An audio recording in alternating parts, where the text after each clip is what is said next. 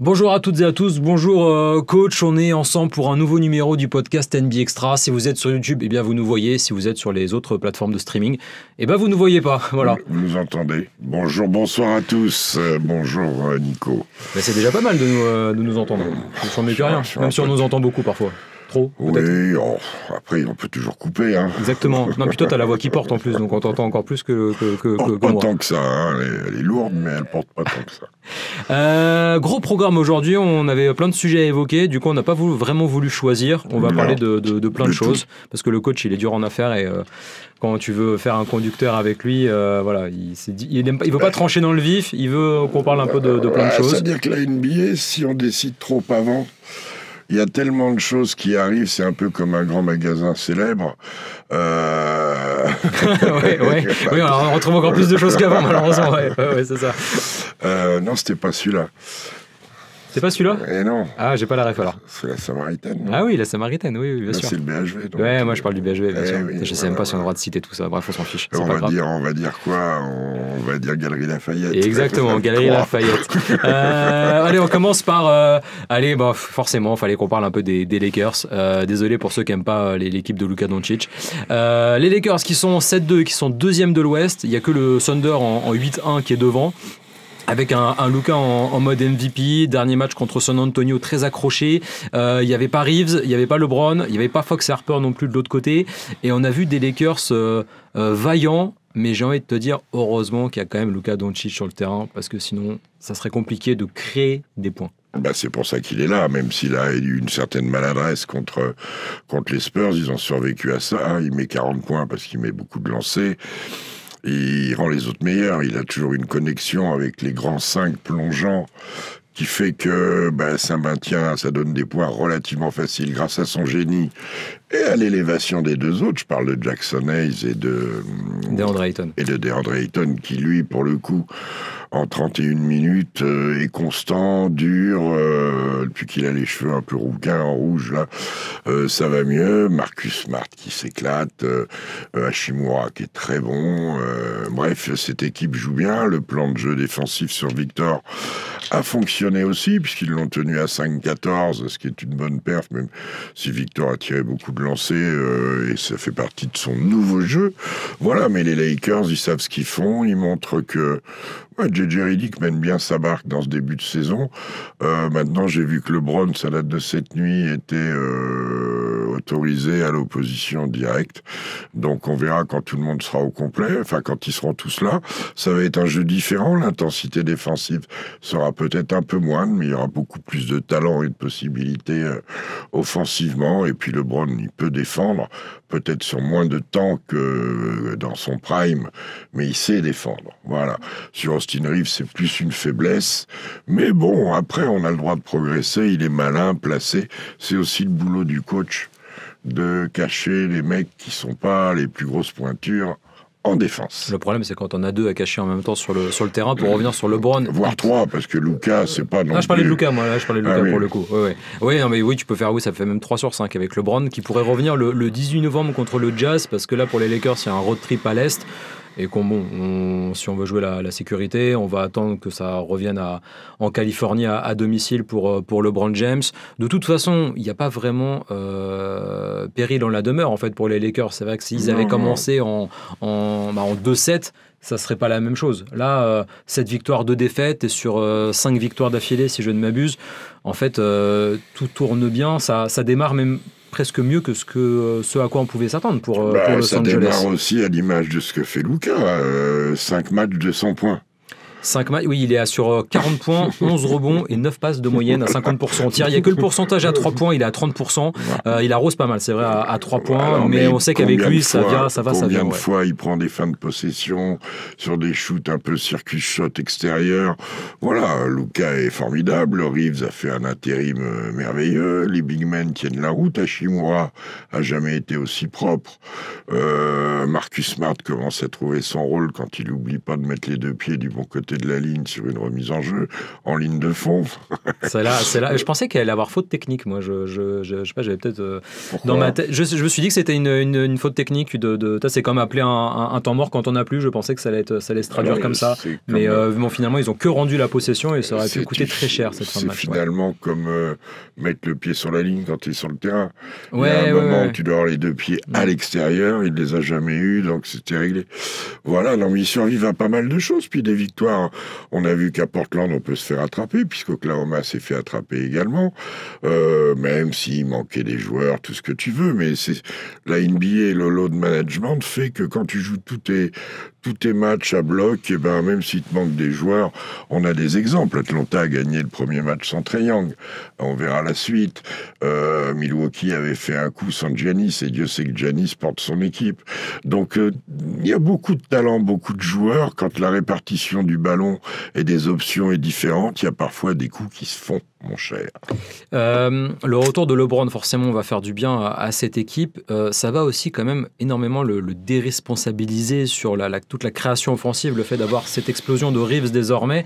Un LeBron plus finisseur, qui porte moins le ballon. Est-ce que toi, t'y crois ou on l'a déjà vu, mais sur le long terme, en fait, l'année dernière, on le voit quand ça blesse.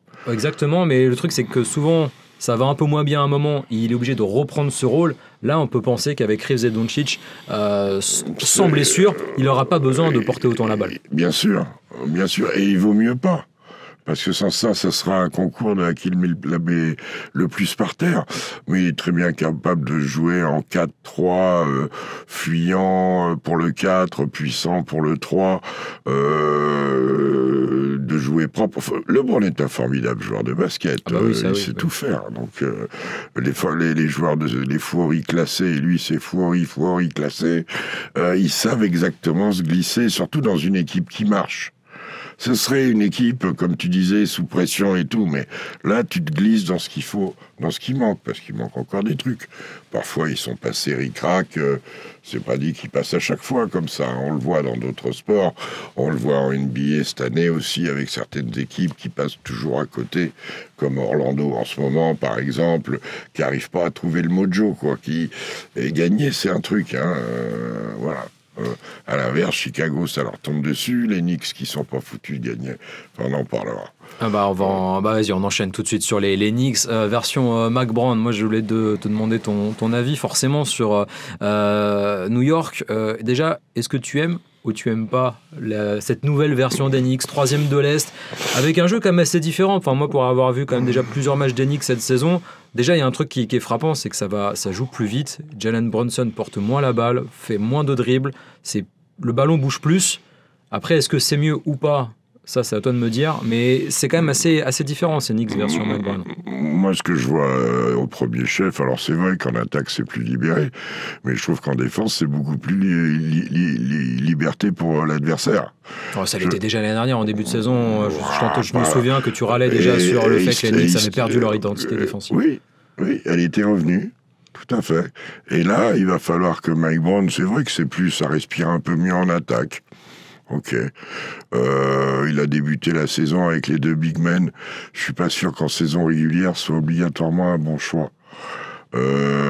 Parce que même si Mitch Robinson est mobile, Karl Anthony Towns, il peut pas défendre au large, et sur les changements, tu te retrouves avec des mecs à 7 mètres. Karl Anthony Towns, c'est un mec plus de rebond et de course droite et de dissuasion par son physique. Voilà, après, je suis pas non plus... j'aime bien le début de saison d'Anunoby, de Brunson. Je sais qu'il a un pet au poignet. Je suis pas convaincu de Josh Hart. Pour moi, Hart et Robinson sont le cœur et l'âme de cette équipe. Hart sort du banc désormais, c'est pour ceux qui n'ont pas vu et New York. À terme, ce sera ça. Et si on oublie ça, qu'on joue avec les faciles, les Michael Bridges, même Karl Anthony Towns qui peut se laisser aller défensivement sur des contrôles 1 contre 1, Brunson qui est pas le meilleur défenseur de la planète, même s'il est gaillard, malin, il paye quand même sa taille. Bref, je trouve que le marqueur de ça, c'est quoi ? Il gagne pas à l'extérieur. Non. Pour l'instant, Et ils prennent des points. Pour l'instant, ils prennent beaucoup de points, ouais. Donc, tant qu'ils n'auront pas réglé ça, alors oui, ils sont 3e, mais ils ont perdu 3 ou 4 fois quand même. Ils sont à 5-3 pour le moment. C'est beaucoup trop. 5-3, le classement veut rien dire. Non, le classement veut rien dire, et puis surtout... Ils doivent être 6. On les attend... à égalité à 5-3, non? On les attend devant les Bulls et les Pistons, normalement. Moi, je ne regarde pas encore les standings, parce que ça veut rien dire. Ça veut dire que Oklahoma est bien parti, que les Bulls font un truc qu'on n'avait pas vu, que les Spurs et les Lakers sont quand même dans le bon côté de la colline. Tout ça, mais vite fait, quoi. Les vraies indications, c'est après 20-25 matchs, on va dire, en général, que ça commence Regarde une équipe comme Phoenix qui est mal partie, qui faisait peur et tout, il récupère Jalen Green, ça change la météo. Et à terme, sauf à dire de bêtises, il y a bien encore Dillon Brooks à rentrer. Voilà, on verra le niveau des uns et des autres. Après, ce qui est sûr, c'est que tout ce qui est pris... Il y a plus à prendre. Lakers, Bulls, Spurs... Il y a quelque chose aussi qui est un peu plus notable aussi sous Mike Brown, c'est que le temps de jeu est un peu mieux reparti, on tire quand même beaucoup moins sur la corde. Alors c'est parce qu'il y a un meilleur banc, non, un banc plus fourni qui pour le moment répond pas vraiment aux attentes, que ce soit Jordan Clarkson franchement, ou Gershon Yabusele, c'est très très compliqué pour Gershon. Jordan Clarkson, il a encore quelques minutes. Sur la dernière semaine, Gershon, il a les minutes d'un rookie. Il a joué, alors il y a une double confrontation contre les Bulls, pas en back-to-back, mais 2 fois de suite. Il joue 3 minutes et 2 minutes sur les 2 matchs. Alors ça a été un tout petit peu plus, c'était quasiment 9-10 minutes contre Minnesota. Ouais. Mais en fait, pour avoir vu le match, déjà défensivement, il ne tient pas trop ses match-ups. Et alors à la moindre erreur qu'il fait, il va rejoindre tout de suite le banc, quoi. Et ça m'a un peu choqué. Ça, c'est ce qui est le plus surprenant, c'est ça, parce que c'est pas le seul à faire des erreurs défensives. Pas vraiment. Il y en a un que j'ai pas envie de cibler des mecs individuellement, mais il y en a un qui s'en prend tous les matchs une fournée. Ça sont des options de coach. Mike Brown, dans son passé, a souvent été bon la première année quand il arrive. J'espère que ça fonctionnera, mais le marqueur pour moi important, bon, c'est très bien de gagner au Garden, c'est très bien pour les fans, pour l'envie collective et tout, mais par définition, si tu gagnes pas à l'extérieur, tu vas finir entre 40 et 45 matchs et tu fais pas dans les 5-6 premiers et peut-être même pas le play-in. Donc il faut arrêter un petit peu de se contenter de troisième. Veut rien dire. Cette équipe-là ne gagne pas à l'extérieur. 3 défaites en 8 matchs, c'est sûr que c'est trop sur un début de saison. Et en fait, le truc, c'est qu'on voit les Knicks, moi je les vois comme des prétendants au titre, en fait. Ou à minima, des prétendants aux finals, parce qu'après, c'est effectivement en finale de conf, même finale NBA. Je veux dire, là, l'effectif, tu peux pas te cacher, en fait, entre le recrutement que tu as fait et la finale de conférence de l'an dernier, où tu sors contre Indiana, ou sur le papier. Alors, tu vas me dire, le papier, ça veut rien dire, mais t'étais quand même plus favori, t'étais plus favori que outsider contre Indiana. Faut quand même se le rappeler. Je pense qu'Indiana s'est un peu faussé avec ce panier miracle. Et la série d'avant, les Knicks contre Détroit, 2 séries avant. Ouais, c'était au premier tour contre Détroit. C'était au premier tour. Il y a une décision d'arbitre qui fausse la série aussi en faveur de New York. Donc... non, à l'Est, à l'heure actuelle, alors vraiment, Cleveland n'est pas encore en place, Garland vient de rentrer, ils sont par à coup, mais il me semble que c'est quand même la meilleure équipe. Milwaukee a montré des choses, Philadelphie et les Bulls sont bien partis, Orlando, je trouve grave aussi qu'ils sont incapables de défendre. Atlanta, on va voir sans Trae Young, ils en ont gagné un direct, on verra la suite, mais c'est encore tout ça... pas stable du tout. On peut pas effectivement se prononcer, mais il y a quand même quelques tendances qui se dégagent. Je voulais revenir rapidement sur le rôle de Gershon, qui était l'un des free agents les plus convoités de cet été, qui aurait pu prendre plus d'argent ailleurs, faut quand même le rappeler. Alors évidemment, c'est un choix de sa part, mais je crois qu'il touche 10 millions 6, c'est 12 sur 2 ans. Voilà, c'est 12 sur 2 ans. Pour un joueur qui devait être, alors peut-être pas titulaire parce que l'effectif des Knicks est fourni et puis c'est compliqué de prendre la place d'Anunoby, de Torrance, même de Mitchell Robinson, mais on est en droit d'attendre autre chose de lui, mais peut-être aussi du coaching staff. Genre, tu peux Je crois pas. que L'intégration est très mauvaise pour Gershon Yabusele, et c'est pas que de sa faute. C'est surtout un rôle qu'il faut définir. Gershon, l'année dernière, il pouvait tout faire, jouer en 5, jouer en 4, voire même en 3. C'était une équipe qui était un bateau ivre un peu. Il y avait, tu jouais en contre en permanence, dans le sens où on n'attendait pas grand-chose d'eux. Lui, il était inconnu, il se montre. Il arrive là et il va. Alors, il l'a fait en prépa, il l'avait fait jouer un petit peu 5, à Abu Dhabi, tout ça. Mais l'idée, c'est qu'il joue 4. Et il y a du monde sur le poste. Et il faut lui trouver une place au relais d'Anunoby. Ils peuvent jouer small ball avec Anunoby, lui. Après, lui, il a commencé la saison avec Mitchell Robinson et Towns à l'intérieur. Ça veut dire quoi? Ça veut dire que t'as Robinson, Towns, Anunoby. Donc, et même Josh Hart, tu sais, qui peut être sur des rôles des fois où il va beaucoup dans la peinture. Robinson est connu pour quoi? Faire des fautes, souvent. Donc Towns glisse en 5, Anunoby en 4. Donc il serait rotation. Il faudrait qu'il soit rotation d'Anunoby en 4 sur le temps de jeu d'Anunoby en 4. Voilà. Après, sur le poste 5, je pense qu'il aura plus tendance à envoyer même Hugh Porty pour la taille.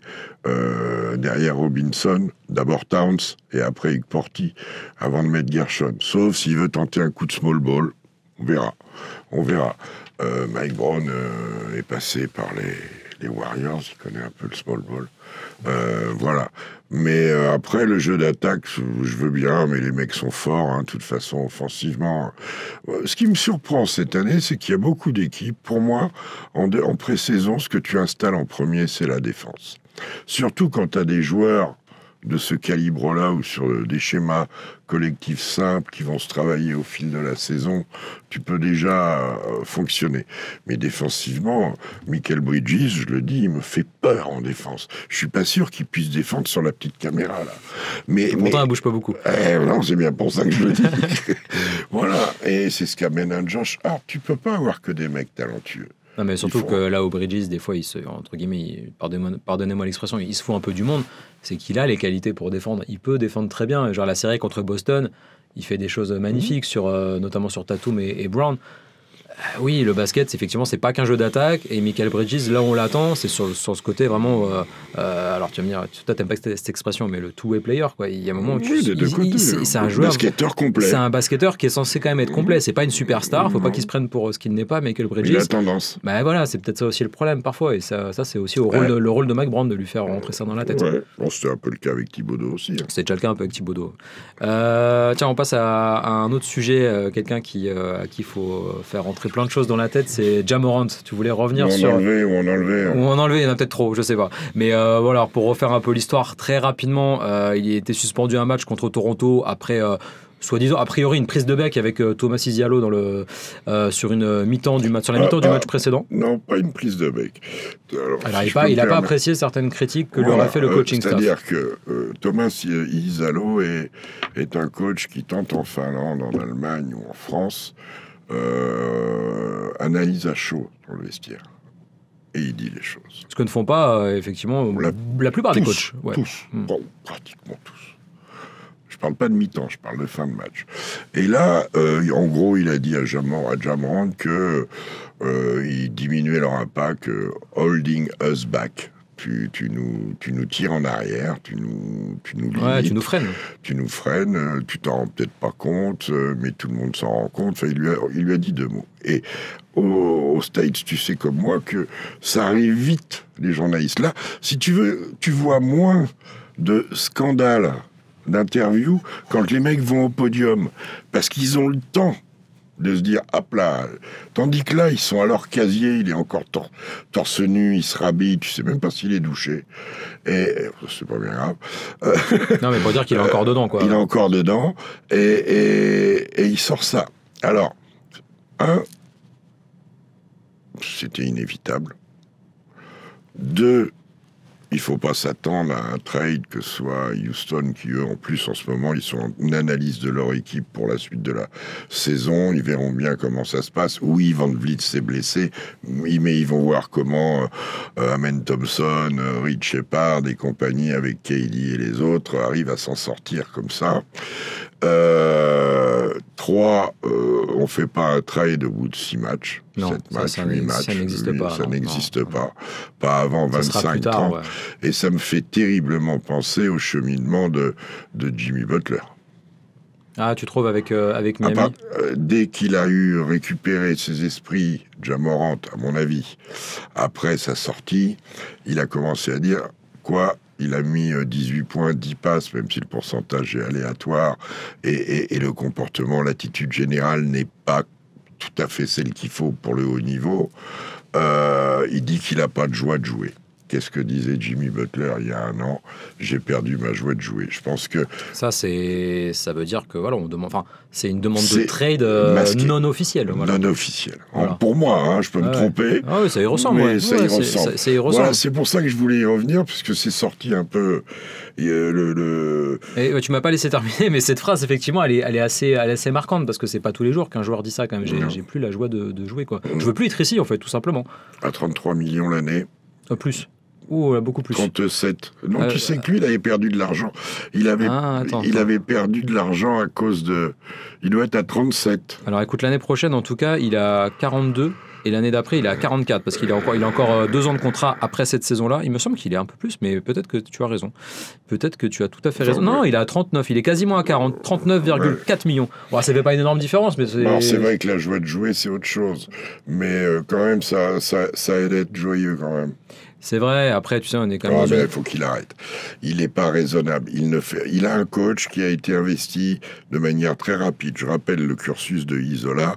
Il va à une Summer League, ça clique, on lui demande de rester, il laisse Paris, alors qu'il y avait un projet parisien quand même puissant. Il se retrouve l'année dernière quand Taylor Jenkins, je veux dire, c'est pas le premier dont tu te disais qu'il fallait le lourder. On lui fait confiance. Je crois que c'est Zach, le prénom du MG et du GM, Clayman, je sais pas le prénom, a l'air de fonctionner avec lui. Moi, je pense que, là, ils ont un match qu'ils devraient prendre, c'est contre Dallas. Après, ils ont une série de matchs plutôt difficiles. Tout le monde va jouer sa tête. Les deux peuvent partir. Les deux peuvent se réconcilier. Un des deux peut partir. Le problème dans cette histoire, c'est que, en fait, depuis le début, à chaque fois que Ja Morant est sorti des clous, la franchise n'a jamais hésité à le remettre à sa place, à lui mettre des suspensions. Enfin, c'est pas la première fois qu'il est suspendu. On peut penser que, de nouveau, dans ce cas-là, ils vont sûrement pas pencher du côté de Ja Morant dans cette affaire. Enfin, j'ai l'impression que Ja Morant, en fait, se heurte à quelque chose il a toujours pas compris que sa direction ne serait pas forcément à 100% derrière lui, quoi qu'il fasse. Elle a été beaucoup plus patiente sa direction qu'elle ne l'a été avec Dillon Brooks. Oui, c'est sûr. Oui, c'est sûr. Il a été éjecté. Alors attends, pour revenir sur le calendrier, ça joue Thunder, Knicks, Celtics, Cavaliers, Spurs. Voilà, après ce match contre Dallas. Donc effectivement, c'est compliqué. Là, ça commence à se corser, quoi. Ouais, ça commence à se corser. La crédibilité d'un coach, elle passe par les victoires. Bah oui, surtout que finalement, là, si on prend le contre-pied de tout ça, on peut se dire Thomas Diallo, il fait pas gagner Memphis et il s'est embrouillé avec sa star. Tu vois, on peut aussi se placer de ce côté-là. On peut dire aussi qu'il lui manque quand même pas mal de joueurs. Scottie Pippen Jr., Brandon Clark, celui qui a mis des points à Cleveland l'année dernière, Ty Jerome. Et il y a un autre big man qui est Zach Edey. Voilà, donc c'est une ça équipe, fait beaucoup, effectivement. C'est une équipe très handicapée. Est-ce qu'elle sera meilleure avec ou sans Ja Morant? Avec un Ja Morant dans le truc, à bloc, avec eux, bien évidemment.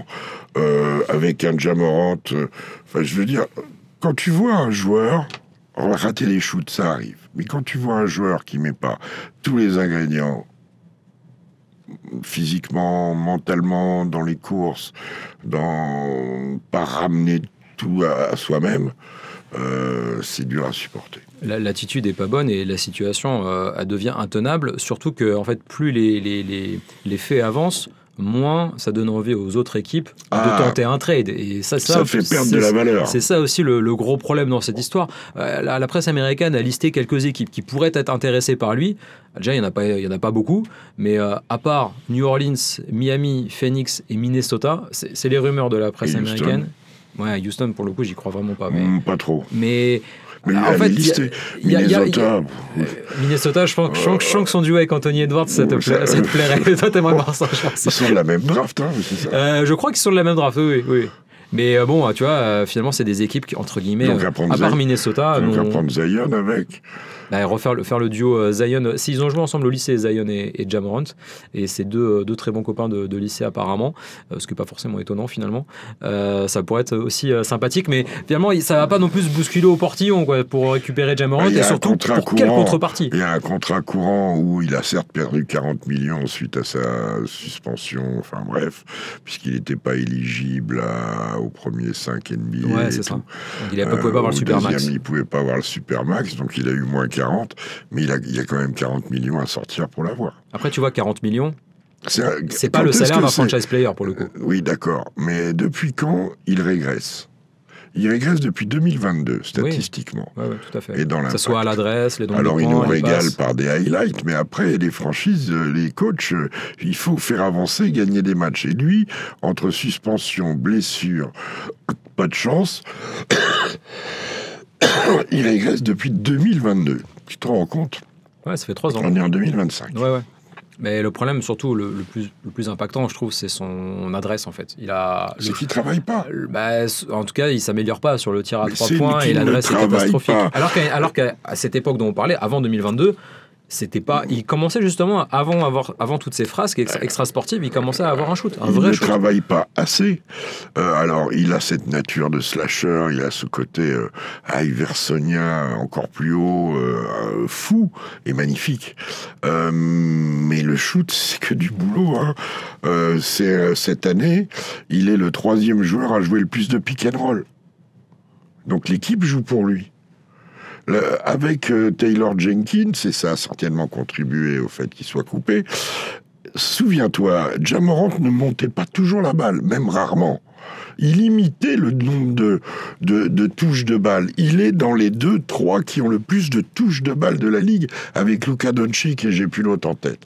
Mais... Et tu perds. Il y a trop de déchets. Il est pas sur les clous. Alors, si en plus il y a un bug avec le coach et le staff, là tu y es barbe et cheveux. Si ton leader et ton franchise est comme ça, tiens, regarde. Où est-ce que tu voudrais alors j'allais dire qu'il se relance ou qu'une équipe prenne le risque de trader pour Ja Morant ? J'en sais rien. On verra. Alors pourquoi il n'y a pas de trade à cette époque de l'année ? Parce que les équipes ne savent pas encore où ils en sont.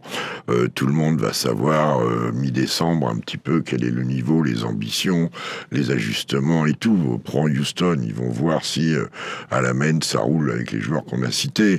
Minnesota, si Conley fait la saison, si le départ de Nickel Alexander-Walker fait pas trop de mal, etc. Si tu fais un échange entre Ja Morant, Jordan Poole et un autre à New Orleans. Si tu récupères des tours de draft, moi je suis pas sûr que Memphis refuse vraiment ce genre de deal. J'en sais rien, mais ça va être une question de premier choix de draft, de tour de draft, de premier tour. Dommage, et c'est la chance d'un Lucas qui a fait une finale avec de conférence déjà, puis une finale avec Dallas, qui maintenant se retrouve aux Lakers dans un projet. Voilà, les joueurs de ce calibre qui sont des joueurs supérieurs. Alors il faut qu'ils aient la tête pour ça. Et voilà. D'ailleurs, Kevin Durant, il a branché le père de Ja Morant en se moquant un peu de lui. Ton fils n'est pas heureux de jouer ici. Non, mais lui dit surtout c'est bientôt terminé. C'est bientôt terminé pour toi ici. On parle tu vas bientôt partir avec lui, quoi. C'est du trash talking comme on aime. Voilà. Kevin Durant, il est bon à ça. Ouais, il est pas mauvais. Par contre, il n'aime pas trop qu'on le trash talk, je crois. En tout cas, sur les réseaux sociaux, il le prend assez mal en général. Ouais, il répond sèchement. Ouais. selon le compte sur lequel il est logué. Dernière équipe dont on va parler, dernier sujet, les Trail Blazers. Portland, alors je sais, le classement n'est pas important, mais quand même, 5 victoires pour 3 défaites pour une équipe qui avait gagné que 36 matchs la saison dernière, et puis surtout qui a battu les Warriors, les Lakers, et la première équipe cette saison à avoir battu Oklahoma City. En étant mené de 20 points. En étant mené de 20 points et avec finalement un ouragan pour une fois qui s'est abattu dans l'autre sens sur Oklahoma. Ces Blazers, ils sont quand même assez sympas à voir jouer déjà. C'est une équipe physique avec beaucoup de joueurs costauds. Ça défend très bien, ça court. C'est l'équipe, je crois, qui intercepte le plus en NBA. Et puis un jeu très rapide, ça part un peu dans tous les sens avec des avions de chasse, comme tu as envie de dire. Comme avions de chasse et puis des joueurs qui font bien jouer les autres. Je pense à Drew Holiday. Shedon Sharpe, il reste 3 jours en l'air. Ça court de partout. Donovan Clingan est une excellente surprise. Comment s'appelle-t-il? Denny Avdia. En ce moment, il joue comme un All-Star. Le prochain MIP, si ça continue comme ça, pour Denny Avdia. Même un joueur de semaine, il peut taper ça. Ils ont une dîner Jeremy Grant en 6e homme de luxe. Il est formidable. Enfin bon, moi je trouve que cette équipe est très sympa à avoir joué. On a vu ça germer sous Billups. D'ailleurs, ça continue. On en apprend quand on fouille un peu sur leurs histoires, là. Enfin bref. Et Thiago Splitter a repris le manche, et depuis qu'il est en place, je crois qu'ils en ont perdu qu'un. Ouais, c'est ça. Je crois que c'est ça. C'est un super début pour Portland. On a nos 2 Français. Alors, Ryan Rupert est pour l'instant pas trop dans la rotation. Sidi Sissoko apparaît un petit peu. Et parce qu'il est un peu dans le moule des joueurs qui jouent devant lui, finalement. Et puis, il y a des rotations à l'intérieur. Alors, le départ de DeAndre Ayton... il est compensé par l'éclosion de Clingan. Et puis le retour de Robert Williams aussi, qui donne des minutes parfois intéressantes. Bref. Toumani Camara, je ne sais pas si on l'a cité, mais hyper intéressant dans son rôle. Enfin, c'est un défenseur exceptionnel. Il y a des jeunes. Même si Avdia est quand même un petit peu plus mature, mais je crois qu'on peut dire des jeunes. Et il y a Scoot Henderson, qui, en arrivant dans une équipe qui joue bien, il peut rendre des services aussi. Il a que 24 ans. 24 ans, donc il y a des jeunes et des vétérans. Type Williams, qui est jeune aussi, mais qui a eu les blessures et tout. Avdia, Jeremy Grant, tout ça, Avdia. Drew Holiday, Jeremy Grant, tout ça, ça stabilise le truc, quoi. Ça stabilise le truc, et il y a une belle dynamique. On sait que la salle là-bas, le Moda Center, c'est une salle super chaude. L'ancien Rose Garden, c'est une des salles les plus chaudes. Voilà, et on sent une bonne ambiance. On voit Lillard sur le banc, qui à terme reviendra. Non, il y a peut-être un petit projet qui peut se faire à Portland. Je suis très agréablement surpris, bien sûr, Avdia. Le développement de Shedon Sharpe aussi, qui est graduel et qui va bien. Et puis Clingan, il m'étonne vraiment en positif, moi. Il y a peut-être, s'il y avait un point à améliorer dans le futur, c'est une équipe avec plein de bons joueurs. Tu sens qu'il n'y a pas potentiellement, tu sais, le franchise player, le leader de l'équipe dans le futur, le Shai Gilgeous-Alexander, le Cade Cunningham, le Tyrese Haliburton. Tu vois, ce genre de joueur-là, je suis pas sûr que Avdia ou Sharp ou Scoot Henderson puissent le devenir. Alors, quand même. A priori, ça aurait dû être Scoot Henderson. Ouais, mais ça ne le sera pas. Ça ne le sera pas. Celui qui prend ce rôle-là dans les 4e cartons, c'est Avdia. En ce moment, en tout cas. Mais c'est peut-être amené à changer. Tu as raison, ils n'ont pas le joueur absolu. Mais ils ont une jolie équipe, bien physique, et qui remplit beaucoup de cases. Beaucoup de cases, Mister Nico. Et quand tu as plein de bons joueurs comme ça, ça peut faciliter aussi, pourquoi pas, un trade pour justement récupérer ce joueur qui va te faire la différence, parce que finalement, c'est pas des gros contrats pour le moment. Et tu peux... quand on cherche ça aussi, regarde... Alors tu peux aussi casser la dynamique. Le joueur absolu avec Paul George. Et pour avoir Paul George, les Clippers, ils ont donné chez Gilgeous. Donc des fois, il faut faire attention. Je crois qu'on s'est tout dit. N'hésitez pas à réagir en commentaire sur YouTube notamment, si vous avez quelque chose à rajouter. Si vous êtes d'accord ou pas d'accord d'ailleurs sur à peu près tous les sujets qu'on a évoqués, notamment Ja Morant ou les Blazers, les Knicks et les Lakers. Et puis coach, alors je sais pas si on se retrouve la semaine prochaine, parce qu'il faut que je te parle juste après. On aura peut-être un petit problème de planning. On essaie de vous proposer un podcast la semaine prochaine. Je sens qu'il va pas être content. Non, je suis là à partir du mercredi, ça doit être arrangé. On peut peut-être s'arranger comme ça. On peut peut-être s'arranger comme ça et changer les jours. En tout cas, très bonne semaine et très bon week-end basket à toutes et à tous. On vous rappelle qu'il y a un Pelicans Spurs avec Victor Wembanyama dans la nuit de samedi à dimanche en direct sur Beansport. J'ai plus l'horaire en tête, mais vu que c'est la conférence Ouest, ça doit 2h du matin, je crois. Ah ouais, c'est aussi tôt que ça. Je pensais que c'était plus tard. Mais enfin bref, vous verrez, vous trouvez facilement l'info. Mais en tout cas, ça sera en direct et en exclu sur Bean. Ciao.